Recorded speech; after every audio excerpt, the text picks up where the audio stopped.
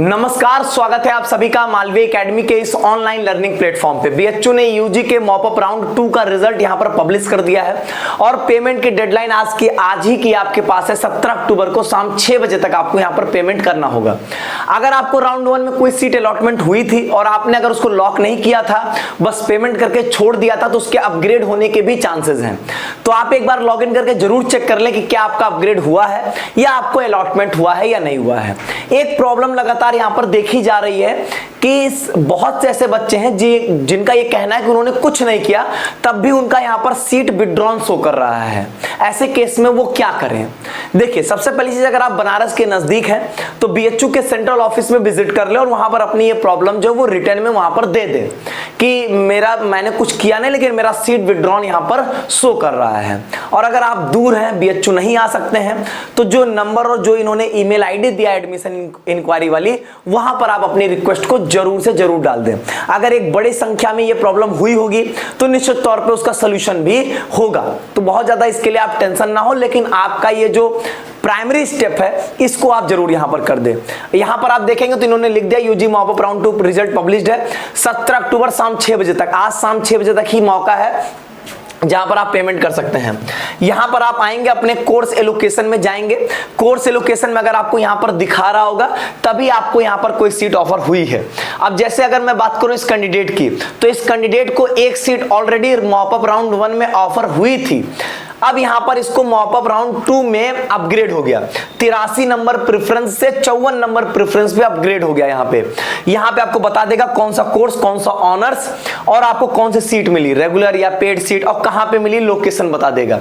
VK मतलब affiliated college यहां पर आपको मिला हुआ है। अब यहां पर ध्यान से देखेंगे, यहां पर कई लोगों को मल्टीपल कोर्स मिल रहा होगा। मान लीजिए आपको 2-3 कोर्स में सीट मिल रही है, तो आपको जो अभी आपकी सीट जिसमें मिली है वो आपको करंट सीट दिखाएगा। जिसमें करंट सीट लिखा है वही कोर्स आपको अभी मिला हुआ है। अगर आपको चेंज करना है, मान लीजिए आपको 3 कोर्स ऑफर हुए हैं, आपको कोर्स चेंज करना है, तो जो कोर्स आपको चाहिए उसके सामने यहां पर चेंज कोर्स का ऑप्शन होगा। ओटीपी भेज के आपके रजिस्टर्ड ईमेल आईडी पे, नंबर पे आपके ओटीपी आएगी, उस ओटीपी को डाल के आप यहां पे चेंज कोर्स कर सकते हैं। तो इसी बात का बहुत विशेष ध्यान दीजिएगा। आपको जिसमें करंट सीट लिखेगा आपको वही सीट यहां पर अभी ऑफर मतलब मिली हुई है आपको। अगर आपको अपना कोर्स चेंज करना है तो जो आपको कोर्स चाहिए उसके सामने जो चेंज कोर्स का ऑप्शन है वहां पे अपना ओटीपी डाल के क्लिक करके मतलब उस स्टेप को वहां पर पूरा कर लेंगे। उम्मीद करता हूं आपको ये बात समझ में आ गई होगी। अब यहां पर अगर आप देखेंगे तो एक चीज और कि जैसे आपको करना क्या, अगर आपको सीट ऑफर हुई है तो एक बात का यहां पर ध्यान देंगे कि आपको अभी जो है वो सिर्फ ऑनर सब्जेक्ट मिला है। इसके लिए आपको कमिटमेंट फी पे करनी होगी। 2500 रुपए कमिटमेंट फी है। अब यहां पर हो क्या रहा है कि आपका 1000 रुपए मॉपअप का ऑलरेडी लग चुका है, तो आपको 1500 रुपए पे करने का ऑप्शन मिलेगा। अब ऐसा भी हुआ है कि कुछ बच्चे जिनको रेगुलर राउंड में सीट ऑफर हुई थी उनको वहां पर उन्होंने कमिटमेंट फी पे किया था, उसके बाद उन्होंने अपनी सीट विड्रॉ कर लिया। सीट विड्रॉ करने के बाद मॉपअप में रजिस्ट्रेशन करवाया, मॉपअप में फिर से सीट मिल गई। मॉपअप में अगर सीट मिल गई है तो उनको कमिटमेंट फीस कुछ भी नहीं पे करना पड़ रहा है, क्योंकि उन्होंने ऑलरेडी वहां पर रेगुलर राउंड में कमिटमेंट फी जो है वो पे किया था। इसलिए आपको कोई वहां पर पेमेंट का ऑप्शन नहीं आ रहा। तो आप टेंशन नहीं लेंगे।